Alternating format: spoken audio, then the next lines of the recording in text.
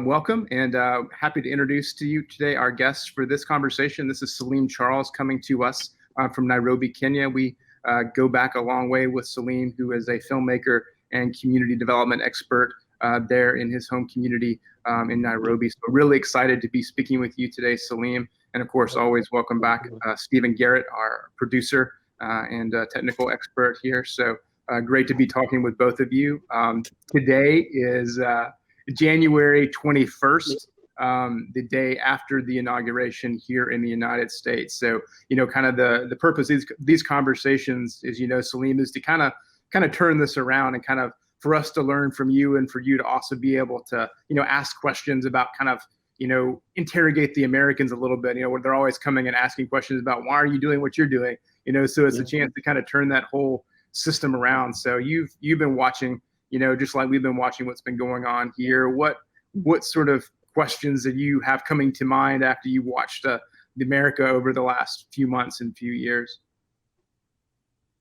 Thank you, Skip. Thank you, Steve. This is very interesting, and I'm excited to be part of this and just starting a new year, new decade with innovative approaches in how we can be able to connect. So I'm very excited to be part of this. And I know I consider myself a global citizen. So anything that happens across the world, it's something that I'm really concerned about. And so that comes with the things that happen in America. So, like we call America, anyone from America, they are big brother. So it's a free world. And so anything that happens there, it's really concerning to the world. So yesterday I didn't even sleep since today is Thursday here, Thursday, 8 p.m. So from Tuesday, I've not slept. I was following up in terms of how from things from White House, how is Capitol Hill and everything. So my question will be like, there's a new dawn in America. Like there is a new president. It's an end of an era for Trump. How do you feel? How do you feel as an American and also involved in development work? How do you guys feel? Yeah, I'll jump on this first, Stephen, and feel free to cue in as well. I mean, I think for me, it's a sense of relief in multiple ways. That I think there was a big sense of relief in kind of the meta sense that people who have a real strong interest in global issues, the Trump administration was not a real friend in those issues. The whole America First agenda was very much, didn't really prioritize international issues, international development, things like that. Yeah. So it's been a real struggle to do this work, and really diminished and kind of was very negative toward a lot of that work. And so so there's a relief that hopefully there will be a resurgence in interest, support, funding, coverage of these kind of issues, and just generally a sense of the United States, as you say, is sort of something to be on the global stage. I think, you're talking about that you look up sometimes the people in the U.S. as sort of being a brother. And I think the whole sort of focus of that administration was sort of just stepping back from that role and not being cooperative. I'm never going to say the U.S. is always the best or does a great job. Sometimes we do really terrible jobs, but even to show up and do something poorly is better than not showing up at all and not being part of the global community. So, very relieved to hopefully see that change. And then I think there was just kind of the micro version of that, just to see yesterday go off without a hitch in terms of security or violence, because I think we were all really blown away by what happened back on the 6th with the violence at the Capitol. And so I think there was just a lot of anxiety that, something could happen to derail that process, because there's been so much effort to try to block the peaceful transition of power here. So I think just a lot of anxiety and a lot of relief yesterday for me. Yeah, I felt very much the same way. I described it to some friends yesterday like this. I grew up on the coast of the Atlantic Ocean in South Carolina, and it's a place where that gets hurricanes. So them as cyclones, of course. And so I lived through a lot of hurricanes when I was a young guy living over there. And the feeling yesterday was like the day after a hurricane has gone through. It's this feeling that you've been through a storm, and you're relieved The storm isn't there anymore. Yeah. But there's debris everywhere that you need to clean up in order to move forward. Yeah. But you know that there's probably going to be more storms at some point. But on the day after, it's a relief. It's this feeling of like, okay, we can like pause, we can assess, and we can prepare, you know? And that's kind of the feeling that I had watching yesterday. And the other thing too was just, you know, I was watching live during the confirmation on the 6th, I think it was, and my wife and I were watching, and then we were live watching everything live as people started storming into the Capitol, and that was really shocking. It was a real shock. So to see the contrast yesterday was a relief, but at the same time realizing that things might not ever be quite the same anymore with the amount of, I mean, we had something like 15,000 National Guard troops. They heavily fortified DC, and normally you see hundreds of thousands of just normal people there to celebrate on the National Mall, and they weren't there. And of course, part of that is because of the pandemic, but a large part is because of the potential for violence. And we're probably not going to go back to how these inaugurations were. And the final thing I'll say for the moment is just words matter. The way people talk matters. Things that are said, particularly by our leaders, matter. And to hear the content of Biden's inaugural speech yesterday felt like, you know, your grandfather making you just feel a little better. It felt like, okay, like these people are going to speak in ways that seem to be healing, you know, they're calming words, reassuring words, and it felt really good. Now we'll see where this goes and how those words turn into policy, and how they may change when the reality of political gridlock and all the stuff that usually happens. But yesterday it felt great. It felt really good to me. Yeah. So that's what I'll say. I know it's like the new president is inheriting a very, you know, it's been a scary kind of regime and every other thing. But I know, Skip, you come from Tennessee, and Steve, you're based in Chicago. So is there a difference in terms of like the expectation? How is the expectation the same, like from people from Tennessee and people from Chicago? How are they responding to some of the development? Is it the same? I really want to know the kind of difference there.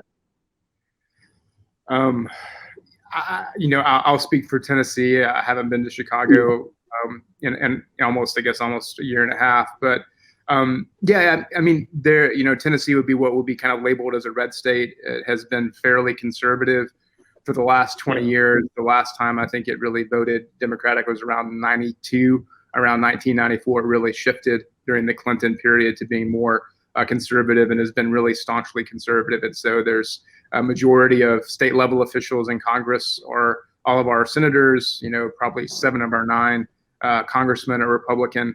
And then even at our state level with the representatives at the state level, the majority or hypermajority, supermajority are Republican. So it's a very red state at many levels. So there has been, you know, much more, I think, support for Trump policies on the whole. It's rural areas, so people, you know, on the whole, don't have a lot of, you know, interest on global issues the way that I would. My sort of work and experience is pretty different than a lot of people here who are, you know, most of their lives and their families are in a very small geographic area. They work within 20, 30 miles. All of their assets, all of their contracting, you know, all of their business stuff is very close by. So they're very much in sort of looking and protecting, you know, what's right here in their area. And that's what they're thinking about, how to work with that. And so a lot of things around, you know, travel bans and things like that happened early on around different countries, you know, that really didn't, you know, that doesn't really mean much to people. And even, you know, good or bad, like they may have a bias, but they've never had a chance to even really engage with people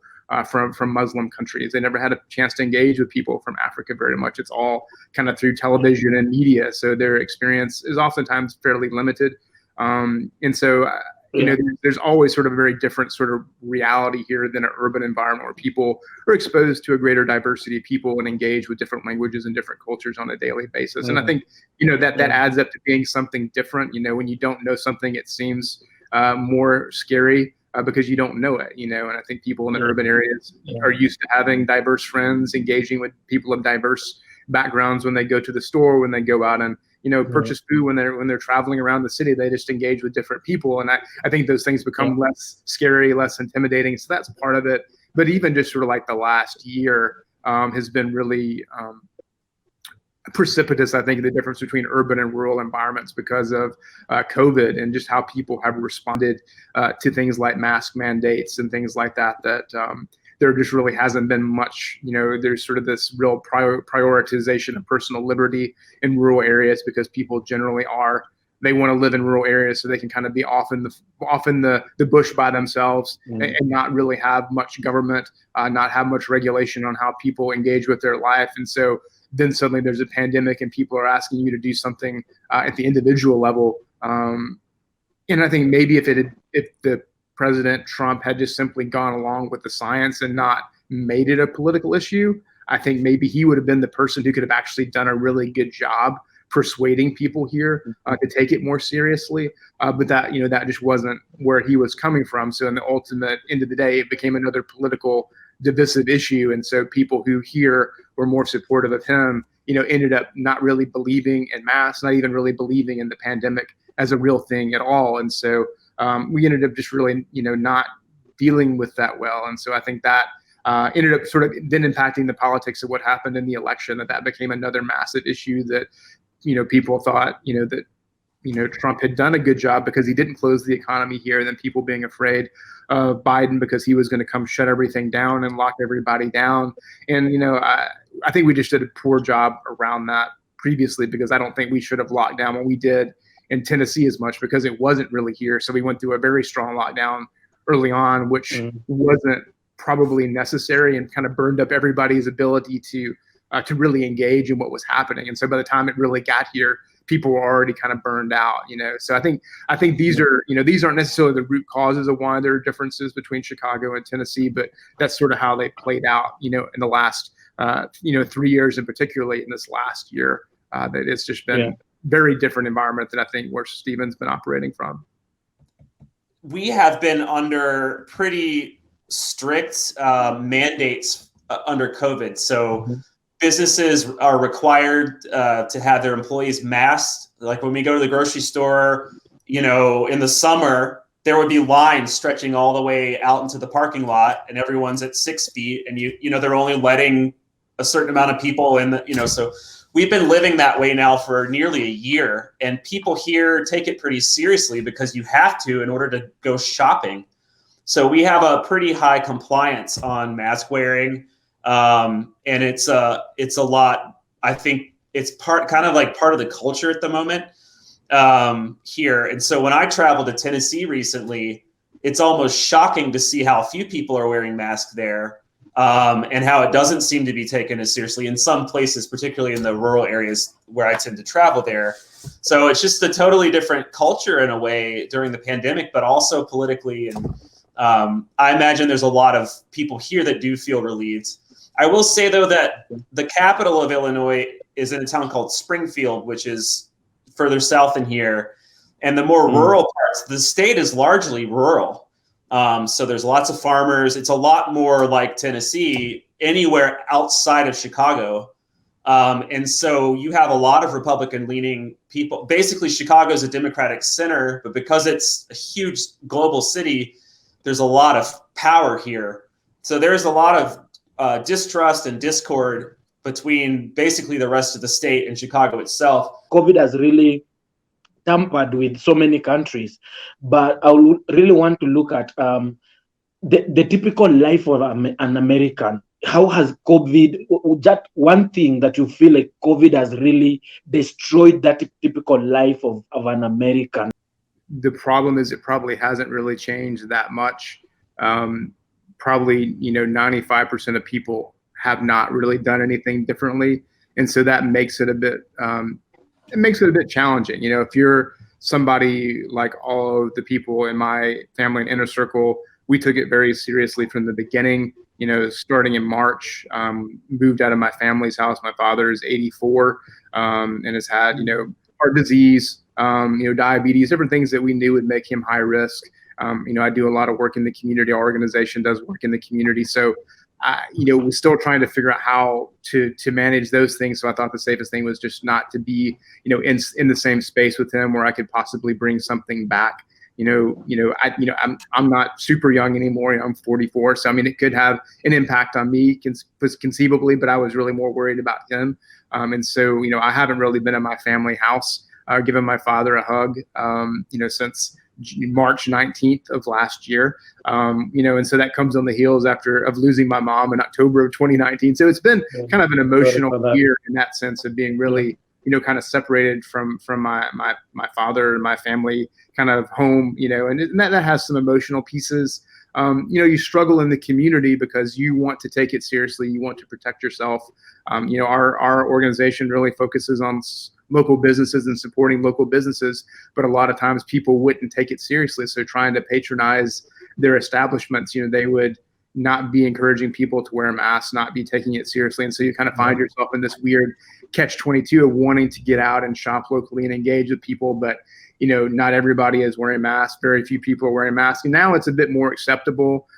People recognize it. But as I said, in the early days, it wasn't really here. So people really thought you were just, out of your head to show up in a mask. They weren't used to it. They didn't believe it. And so it really it frayed a lot of relationships with people. People are like, well, you think I have some kind of condition that I'm going to share with you? And so it just really was a lot of sort of animosity. And if you were wearing a mask in a store, people would sort of make snide comments about, well, I'm glad I don't have to wear a mask. I'm not worried about this fake virus and things. So, it was just, the sort of lack of empathy was a bit sort of the hardest part. I think that people, even if you really didn't think that you were going to be susceptible to it, to not imagine that somebody else new could be, I'm not 84, but do we not all have people who are of an older generation in our lives somewhere that we're trying to look after, people who have very serious health conditions that we want to try to protect? And so I was just sort of very shocked around that. So, I mean, for that reason, I really have had to pull back in terms of doing public things. I really don't go out at all. All my shopping, is all done online. I can just pick things up. I may have to drive to another city to do that, but increasingly we've been able to develop the capacity to do that here. But in terms of our organization, and doing public events, we were doing film screenings and all kinds of things with gardens and stuff before. And, all that has we had a co-working space where small businesses worked out of a shared space. All those things are basically on hold now because it's just not safe to have people together. So it has been a really fundamental shift. And I think because we haven't handled it well as a country, there's not really been a change in gears. It just sort of stopped, around March last year. And because we haven't handled it well, there's never really been a break from my side. It just kind of got bad and it stayed bad. And we're, coming up on almost a year of being in that situation. So it's pretty exhausting from that perspective. Yeah. Stephen, how about you? I get it. Yeah, I think,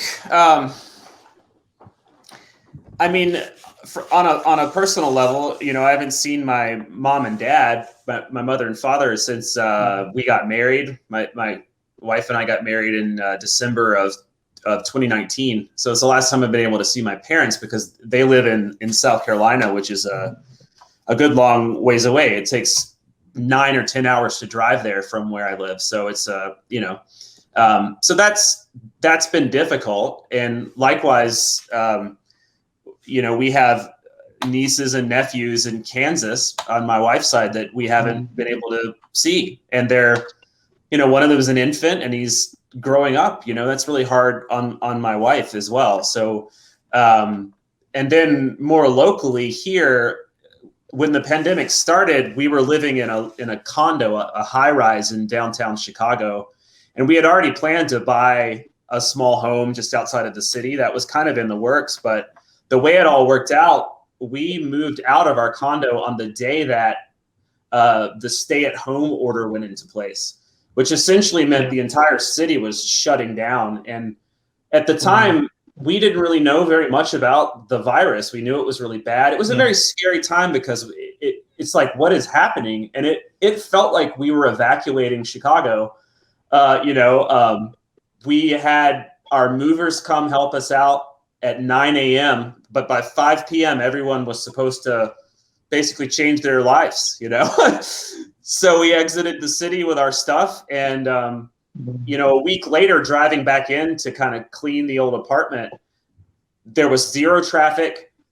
All the bars and restaurants and everything were closed. And I've just never seen the city of Chicago. It just felt like a post-apocalyptic almost. Like, it was very strange to be driving around the city with no one out. Things have changed as things open back up and we're masking and we know a lot more about COVID. But Chicago is a city that is known for its cultural attractions. There are world-class museums. There are incredible free concerts. I mean, you can see amazing artists for free downtown all summer. There's, millions and millions of people come to the city because it's right on a lake. It's very beautiful. None of that happened in the summer. And so, we can't enjoy what makes the city so special. The city's kind of a cold, hard place in some ways too. When those things aren't here, it makes it harder to kind of want to be here for me, because I'm not born here, and I'm really looking forward to the day when we're able to enjoy some of the things that happen in the city, particularly because it is such a crossroads of cultures and all kinds of cool stuff. So it's hard. I mean, we haven't had a housewarming party. We've had friends come over, but we have to be outside. People have only been in our house with their masks on to have a pee, and it's just, everything's different. Everything's different. But the final thing I'll say is, we are very privileged that we were able to buy this house when we did. And the fact that I work from home anyway, so from a work perspective, I'm doing okay. And I've been able to do some productions. For several months, the middle of last year, I lost projects. It was looking pretty grim economically because, like, when can we go film again? But eventually we were able to film with masks on and using COVID protocols. And I think a lot of filmmakers have adjusted to things. And then my wife is a professor, so she's been able to work from home. And I think for those of us, like Skip and I, admittedly are quite privileged. Like, we already had the things in place that we needed to be able to do what we do where we are.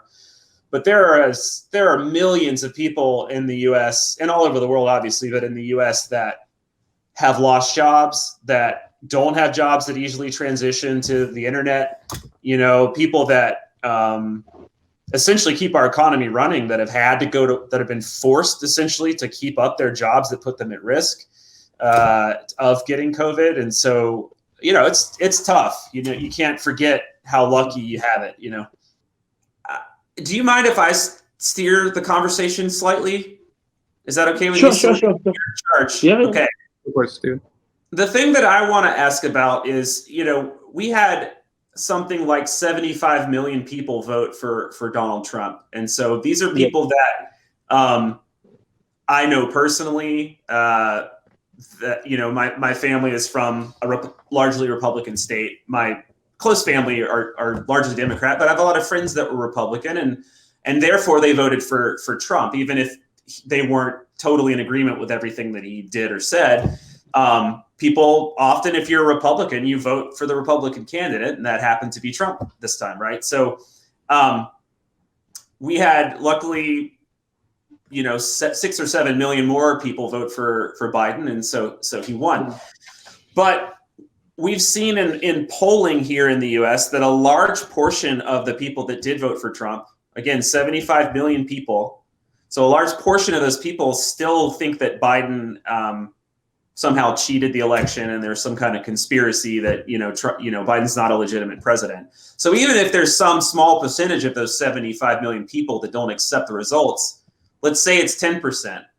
That's a number of millions of people in the U.S.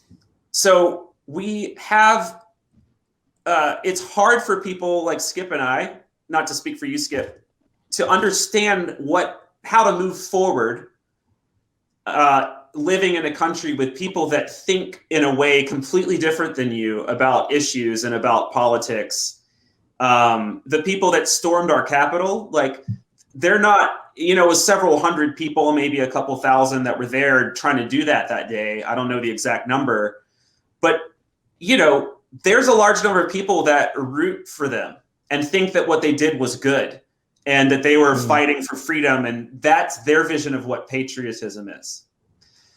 So I'm wondering, in the work that you do as a peace builder, as a person that creates dialogue between groups of people, is there some kind of lesson or analogy from Kenyan history, either from the distant past or maybe something that's happening today, that can help us understand, how do you work with people? How do you live with people? How do you continue with a civil society with people that you can't really convince, that we can work together, if that makes sense? How do you coexist? Do you have any ideas? That's a very interesting question, and it's coming. I don't want to make a joke out of it, but I saw some people saying that US or America need to borrow a leaf from Kenya, because Kenya, we have a building bridges initiative, and so this is after the election, last election here in Kenya. Then there were some problems, and the chief opposition leader did a handshake with the president. So we have a building in the bridges initiative, whereby now we no longer have an opposition. So we have an opposition working in government and collaborating, which again, it has its disadvantage and advantage. But being a peace builder, and so also someone who is concerned about policy and governance, I think it's fundamentally important that Republican leadership come out, and because reconciliation or building that hope needs to start from the party itself, because these people, unlike other countries, the people who voted for Trump and are saying they do not believe in the legitimacy of the new president, they are subscribed to Republican ideologies. So I think it needs to start from the Republican Party, where the leadership comes together and talk to their members, that now, even though we do not agree, or we do not agree with the election of Biden, but we have a country, and our country is bigger than the person who is occupying the presidency. So we want to support this, and we want to move our country forward. And I like what Biden said yesterday, the moment he reached White House, and he said that I'll be the president for all. And that is a statement in its own, because we have people who have been, and you cannot take it away from them. You cannot take it away from them. Like, if Steve, you're my friend, you're my friend. So if today I'm hurt, you'll feel it. You'll feel that hurt. So we cannot take it away that these people, they believe in Trump, and Trump, at some point, Trump was Republican and Republican was Trump.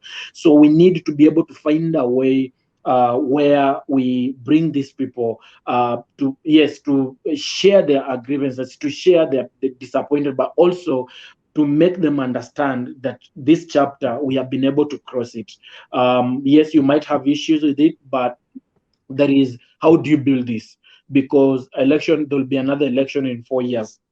So, but how do we help this administration to achieve this? And also, we need to find a way. I like what happened in Georgia. It's purely Republican, but there was a way that now Democrats had their way.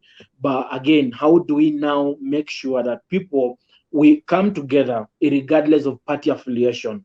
So when we start this dialogue, because we cannot always be talking about make America great or make another country great, because it's the country is as great as its people.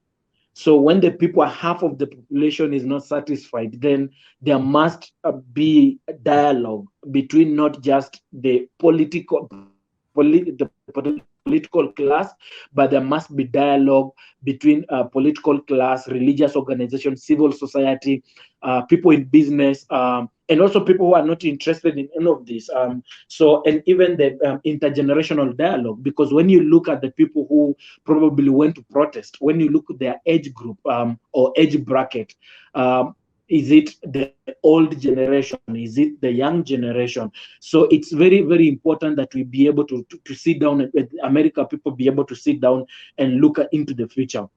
And look at this, the Bush family, it's purely Republican, but he was at the inauguration. What does that speak? So maybe the discussion needs to start from people like the Bush family or those Republicans who believe that there is a country and there is the importance of respecting the rule of law and democracy, because we cannot always be putting democracy on trial all the time because we feel like our election was stolen or so and so did not win or this and this. So there must be a way. And also the other thing is one thing that I feel that need to be looked into is the electoral system.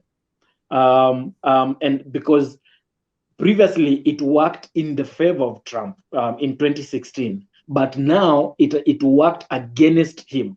So how do we now, even in Kenya, we will call it reforms? And I think that is a way that also maybe we can, because this has to be a collective, it has to be a multi-sectoral discussion. How do Americans somehow find a way to reform the electoral system? Is the electoral college the best way to go? Or is the popular vote the way to go? So these are discussions that need to be put on the table right now, and I feel like this is the time to do it, because if America continues with this kind of aggressiveness between the Republican and Democrats, then in future, then it might be a problem. Imagine nobody ever thought that America can go into a post-election violence, and it happened. It happened, and it was very shocking and saddening and disheartening for people who look up to America, because we have young nations that look up to America.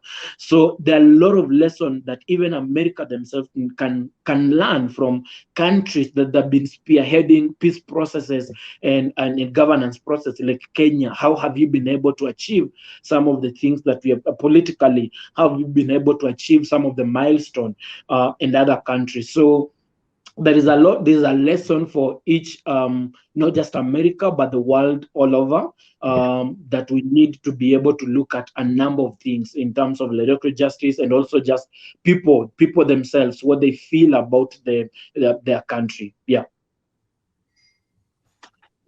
Thanks. Yeah, I mean, Kenya went through this whole experience in 2017, where their last presidential election was a bit of a shit show, just like we've had. That there was a dispute about who won. It went to the Supreme Court, and again, the judiciary did its job and said no, there's irregularities. Unlike here, where they couldn't find irregularities, they knew that there were irregularities. They sent it back for a revote, but there was a whole lot of violence and a lot of intimidation. And so I'm not sure that the vote was irregular, but certainly the opposition was very much suppressed through a show of force. And so there wasn't really the sort of move for political change did not happen. And so, but I think there were a lot of things that did work in terms of Kenyan civil society, Kenyan judiciary, but the same sort of thing that we saw, where you could have violence that the majority can very much, kind of overwhelm opposition and sort of still play within democracy, but really stretch it to a point that it really isn't representative anymore. And so I think Kenya's still in a bit of a difficult space that way. But I mean, I think we're kind of in the same boat as Kenya right now. Like we have some things that are working and some things that are not working, and we have to really, really focus on trying to repair those things before we all end up in a place where we lose democracy and have it in name only. And I think there's a lot of countries that are closer to that than we think we are. And I think the U.S. maybe had a serious wake up call of how fragile our systems are in this last go around, because it's not done. I mean, these things are still out there. The system may have been able to hold this time, but those forces are still out there. And so the battle is certainly not over. It's just, this particular fight is done for now, but the issues are still outstanding for sure. Yeah, what I appreciated about what Biden said yesterday in his speech was basically like, for all of those that didn't vote for me, essentially give me a chance. Like I want to be your president, but if you still disagree with me, so be it. I mean, he literally said, so be it, but we need to disagree within, I think the way he put it was within the guardrails of our democracy. So essentially like we have a system for how disagreements are supposed to play out. And it's not ransacking the Capitol, so just an appeal for people to understand that the system that's been in place for well over 200 years, it works to a large degree, to a pretty good degree. It felt to me like there was a personal appeal in that message too, for all of us to sort of, like he also mentioned, you need to learn to walk in other people's shoes, like essentially a call for empathy and for understanding each other. But what it also made me realize was how little I actually know about local politics here in Illinois, because, like I was thinking about, do I know who my state representatives are, my state senators? There's this entire political structure that I think a lot of people, you can live your life in the US without ever even knowing who your leaders are. And then you might have a strong complaint about politicians, but maybe not have even voted. And that either says that the system actually works pretty well, because it's sort of like, it's like your cell phone, like it just works. Like you don't know what the mojo is in there. It just works. And when it doesn't work, you're like, I need a new one, So maybe our politics here is a little like that. Like you can, it's doing its job without even thinking about it. But as soon as you have a complaint, like I think you need to learn, like, oh, okay, actually there is a system for me for how this complaint works its way up the chain, So yesterday to me personally, it felt like a call for like a civics lesson, like go out and study a little bit more about the political system. Because I don't know. I don't do a lot of thinking about it, but it is very important. Yeah, but also the other thing that just came that we need also to that you guys need to look into is what prompted these people to even go protest, like when the invading of the Capitol. So what made them? Because the last time that happened, I think it's in 18 something. And so what made them? So we might be talking about that it's it's Trump influence and other thing, but what are some of and Skip, we have interacted and we have talked about peace building and a community and dialogue. So probably there's some grievances that these people, they have been holding on to them. So what is it that they even made them to do that? Yes, as much as we are looking at the rule of law, there is a system. But it's important that also we consider some of the grievances that these people, because if, again, we do not give, you don't give it a shot, like to know what might have driven them to do this. Because I don't think it's only the Trump's complaints or the Trump's influence on them. I think that it's something deeper that we, the Americans, they need to look into. Civil society and other people, organizational institutions working on governance, peace building, and community. So they need to look into this so that next time this doesn't happen, so that we can be able, you can be able to have a generation that is a bit satisfied with the outcome of election and so on. Yeah, I mean, I think that's kind of where we're trying to go with some of our work. I mean, we're in the area where people have these points of view, and there is a lot of the rural America which has been kind of left behind in the last 30 years. There hasn't been a lot of growth. Yes. The agricultural sector really struggles. It ends up being sort of survivable by fewer and fewer people. So that's one of the areas we've been interested in, is how to promote small farmers who are more environmentally focused and willing to work at a smaller local scale. So, I mean, there's questions that we've been thinking about around that for a while, but I mean, I think there is legitimate grievance, but also there's a lot of manipulation. I mean, I think we can kind of look at the peace building work and, looking at what's happened in Kenya around tribalism, very similar things happening in South Asia around religious differences, or basically people are weaponized literally by political leaders to fight against one another, and you sort of go from kind of democracy as electoral competition to literally democracy as street battles. Who has the most show of force. And I think that's kind of where we're trying to move in this kind of idea, that we're really trying to weaponize people and get them so inflamed they really want to go out and fight in the streets. And so I think that's something we have to really pull back. And to your point, like, what are the legitimate things that people need help with, and they really need the government needs to give attention to people and address what's going on, because there are things that people are struggling with, and those are real things. And to ignore them is certainly not going to improve our situation. So I think there needs to be a real deep look at what's going on in rural communities, red communities, to really understand where it comes from, and try to provide support to those communities, and also to say, there are some things that are going to change. America is not going to be a white majority country in the future. 2042 is what they consider the demographic shift, when America will be more non-white than white. That is inevitable. That isn't something that should be terrifying or scary. That may be a motivating factor for some people, but that shouldn't be a source of grievance and violence to overthrow a government. If your economy is doing poorly, if there are a lack of jobs in your area, that's something that we should all agree and come together and work on. But just because the complexion of a country is evolving, that is just the way the world works. And that's what America has been. It's been a country that has appealed to the world to come and emigrate here and make the country stronger. And that is a sign of success, not something to tear the whole place down about.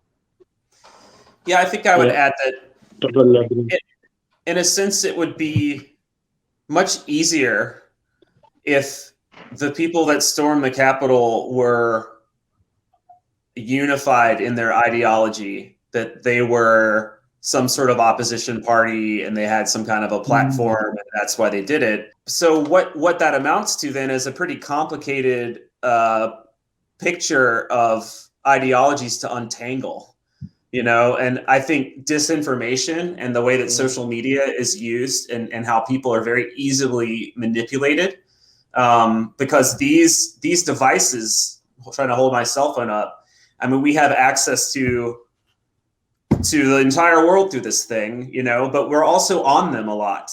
I find myself scrolling through things sometimes hours a day, depending on how anxious I am on a given day.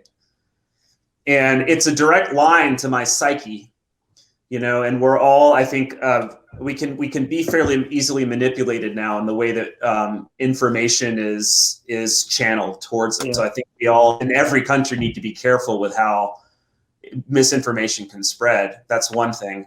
And the other is that America has deep problems with regard to racial issues and issues around masculinity and all kinds of things. So we can't just pretend that everything is happy and is going to be different now under Biden. That stuff it's just 2 days ago, it was all there, still there.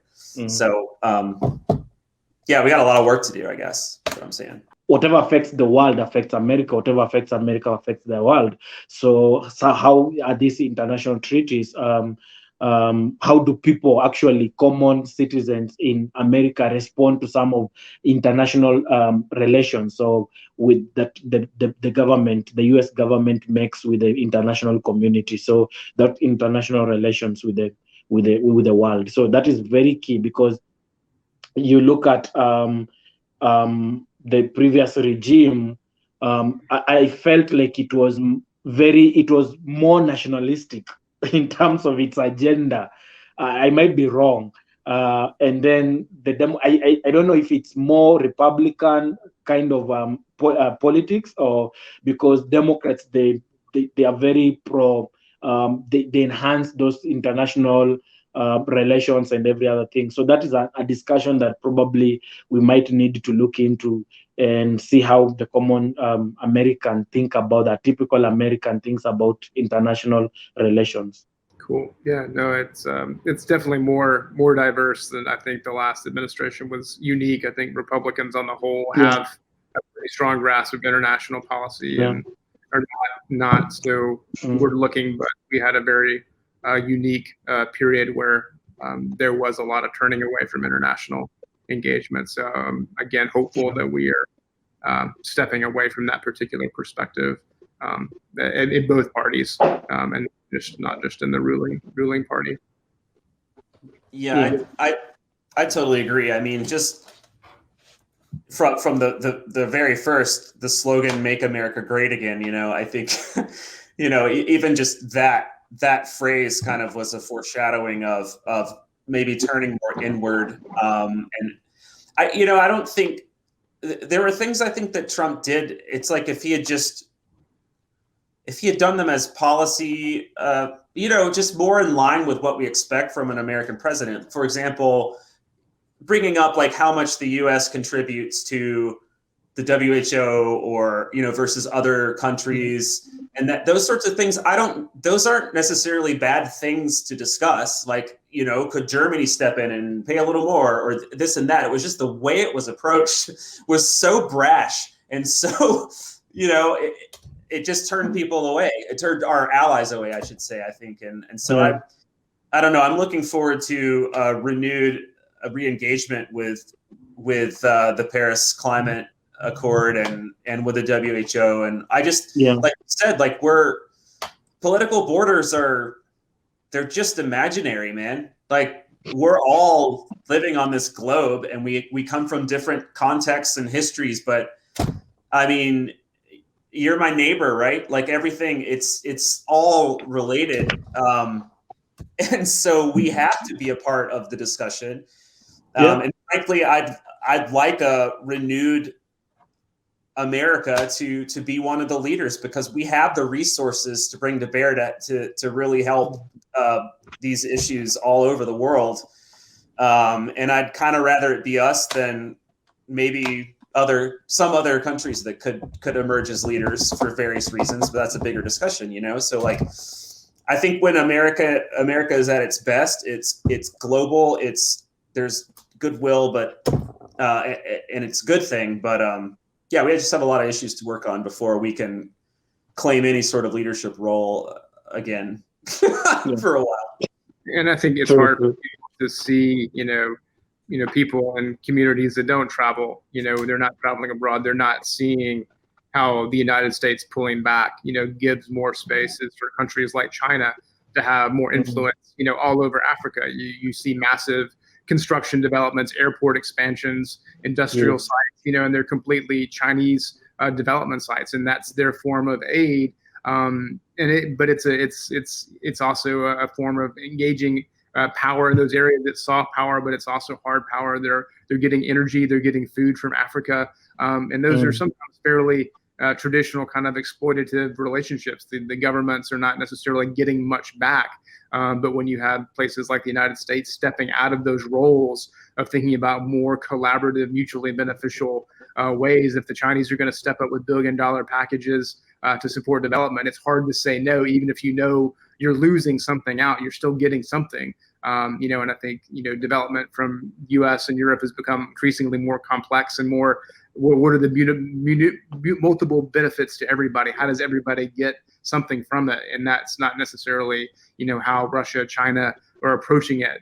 But if there's a vacuum there, it's easy for them to step into that and say, we're going to build you an airport expansion. We're going to take all your mineral resources for this area. And that's going to be our trade. We have mineral rights for 100 years.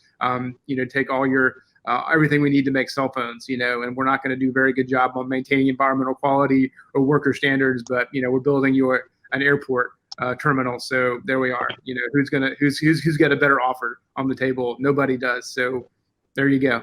And that's kind of what is happening as the U.S. doesn't think big and doesn't engage and cooperate and show some vision. And then that trickles down all the way to diplomacy and programs that support people like Sahlim, who are working on, democracy and rights in his own community. It's not just the big picture economy, but it's the community level work of supporting people to do the kind of things that hold democracies and societies together. And if you don't think about the connection between those two things, it's a problem for everybody, just like it's been a problem for us. Well, guys, thank you so much. I really enjoyed this. I think it's terrific, and I really appreciate it. I hope you've learned some things from us. I mean, I have. I'm not. Look at the two of us on this screen. Skip and I are bearded, bearded white guys who obviously both kind of lean to the left a little bit politically, and we acknowledge that there's a lot more diversity to be represented in the U.S. and around the world. So, but I think we both also love learning about other cultures, love trying to be as engaged as we can, and try to think outside of sort of our normal our programming that comes from how we were raised and where we're from and all of that stuff. So I really think discussions like this are beneficial, and I hope people that might listen to this are not just like us as well. I'd love to find a way to kind of allow or get other people who believe in other political ideologies maybe to kind of tune in. So we'll see. Maybe it's a dream.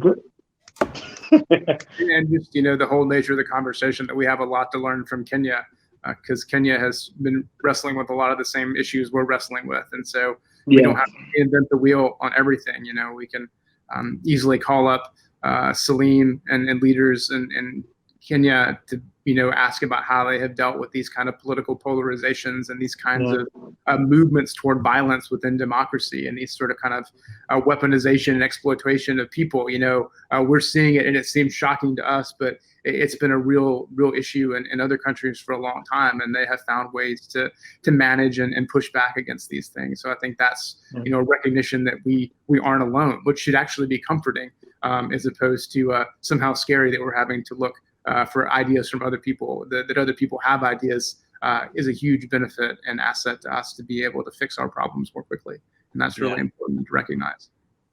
Yeah, true. Awesome, guys. I loved the whole discussion, and it's actually it responds to some of, because these kind of discussions they raise the consciousness of the people. Like, I'm involved in community work, I'm involved in peace building, governance. So when we have this kind of discussion, this kind of exchange programs, then they really help in terms of even informing the next steps for the work that we are doing, and also in terms of just looking at how and why this globalization is key to development of just not one country, but the whole world at large. Yeah. So thank you so much. Thank you, Steve. Thank you, Skip, for organizing this.